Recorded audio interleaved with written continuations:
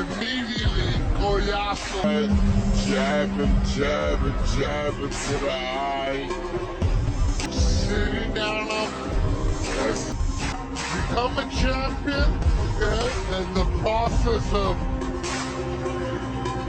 this is the kind of performance you have.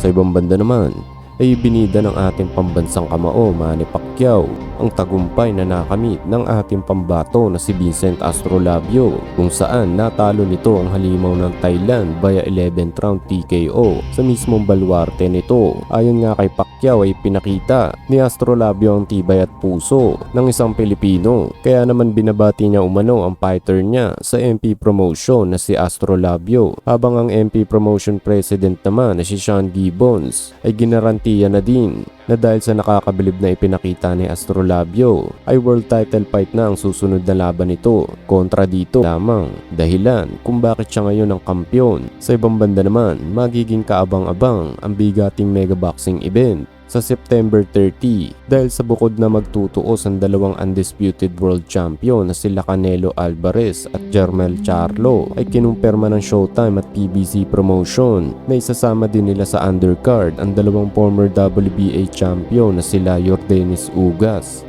at Mario Barrios. Ito ang magsisilbing unang laban ni Ugas matapos